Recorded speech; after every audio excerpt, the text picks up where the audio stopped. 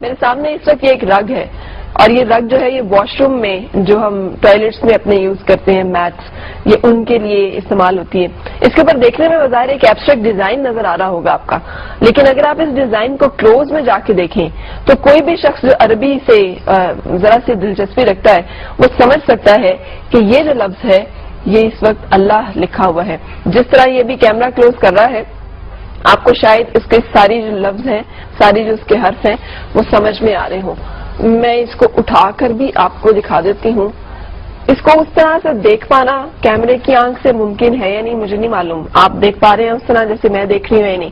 یہ دیکھیں کلیئر آپ کے سامنے اللہ لکھا ہوا ہے اور یہ ایک واش روم میں بچھایا جانے والا میٹ ہے. اگر آپ اسے لانگ میں بھی دکھائیں جس پر لگتا یہ ہے بظاہر کہ یہ ایک ایبسٹریکٹ اس کے اوپر ڈیزائن بنا ہوا ہے اور یہ یقینی طور پر اتفاقاً یا حادثاتاً تو ہو نہیں سکتا. یہ ایک باقاعدہ پلان ایفرٹ ہے جس کے نتیجے میں اس طرح کی توہین کرائی جاتی ہے. مارکیٹ میں اویلیبل ہے. اسی طرح سے کسی نے دیکھ کر خریدا ہے ایک نظر دیکھنے میں کہ بڑا ہی اچھا ڈیزائن اور بڑا ہی مزیدار سا لگ رہا ہے اور جب اس کے اوپر ذرا سا غور کیا گیا تو پتا چلا کہ یہ لفظ اللہ ہے جو ہمارے پاؤں میں اور واش روم میں بچھایا جا رہا ہے. سو یہ صورتحال ہے ان تمام ایفرٹس کی اور ان تمام کاوشوں کی جو ان لوگوں اور ان مذاہب کی طرف سے آتی ہے جنہیں ہم کہتے ہیں بڑے معتدل مزاج ہیں اور اگر کوئی تشدد پسند ہے تو وہ صرف مسلمان ہے. یہ ایک کپڑا ہے. یہ کپڑا خواتین کے لباس بنانے میں استعمال ہوتا ہے. اگر کیمرہ اسے بھی کلوز کرے تو اس پر بھی اس جگہ پر یہ الحمدللہ رب العالمین بہت کلیئرلی پڑھا جا رہا ہے. مطلب یہ سامنے نظر آ رہا ہے کہ یہ انہوں نے اس کے ساتھ جس طرح کے مغلظات اس پورے فیبرک کے اوپر پرنٹڈ ہیں اگر اس کو میں آپ کو دکھا سکوں. یہ ایک عورت اور مرد کی تصویر ساتھ ہی انہوں نے بنائی ہوئی ہے جو کہ ایک عجیب و غریب صورتحال اور نمونہ پیش کر رہی ہے. اس کے بعد اس کے بالکل نیچے یہ لفظ اللہ پرنٹ ہوا ہے. اب یہ اگر آرٹ کا اتنا ہی خوبصورت نمونہ ہے اور ان کو یہ لفظ اتنا ہی فیسینیٹ کرتا ہے تو مجھے سمجھ میں نہیں آتا کہ اس لفظ کو اپنی خانقاہوں میں اپنی درسگاہوں میں لگانے سے تو ان کو بہت اعتراض ہوتا ہے لیکن اس طرح کی جگہوں پر استعمال کرنے میں ان کو یہ پیس آف آرٹ لگتا ہے. یہ ہرگز ایسے نہیں ہے اس لیے کہ سب کچھ پلانڈ ایفرٹس ہیں. یہ وہ سازشیں ہیں، یہ ان کی نفرت کا، یہ ان کے ان گھناؤنی عزائم کا، یہ ان سازشوں کا مظہر ہے جو مسلمانوں اور عالم اسلام کے خلاف کی جا رہی ہیں اور مسلسل کی جا رہی ہیں.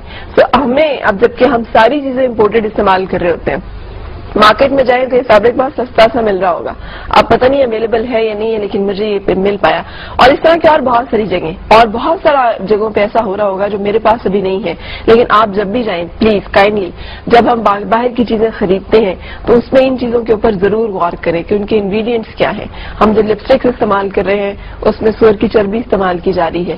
ہم جو یہ فیبرک استعمال کر رہے ہیں اس کے اوپر پرنٹ کے اوپر اور ایبسٹریکٹ فارم کے اوپر کیا چیزیں ہیں جو کہ پرنٹ کر کے بھیجی گئی ہیں. جو بھی اس طرح کی چیزیں ہم خرید رہے ہیں وہ کیا ہیں کیونکہ یہ سب سازشیں جو ہیں یہ یقینی طور پر پوائنٹ آؤٹ کرتی ہیں ایک اور بڑی سازش کی طرف اور وہ ہے مسلمانوں میں نا اتفاقی اور ایک ایسی نفرت کی فضا پیدا کی جائے جہاں پر ہمیں ہی ہٹ کیا جا رہا ہے دہشت گرد کہہ کے حالانکہ ہم ہی سب سے زیادہ مظلوم ہیں اس وقت پوری دنیا میں. اینی وے یہ ایک اور صورتحال اس وقت میرے پاس ایک بلڈنگ کی صورت میں ہے جسے مینہٹن میں تعمیر کیا گیا ہے اور اس کو ایپل مکہ کا نام دیا گیا ہے. اور ذرا امیجن کریں کہ یہ ایک بلڈنگ ہے شراب خانے کی عمارت بنانے کے لیے ان کو کعبے سے زیادہ معتبر اور کعبے سے زیادہ خوبصورت ڈیزائن اور کوئی نظر ہی نہیں آیا.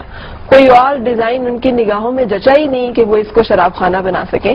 سو یہ ایک بلڈنگ جو تعمیر کی گئی ہے جہاں 24 گھنٹے شراب فروخت کی جا رہی ہے کی جائے گی اور جو کہبہ خانہ ہوگا یہ اس بالکل ایگزیکٹلی اس پیٹرن پر ہے جو کہ مسلمانوں کی مقدس ترین اور محترم ترین اور مکرم ترین عمارت ہے جسے ہم کعبہ کے نام سے جانتے ہیں جسے ہم اللہ کا گھر جانتے ہیں.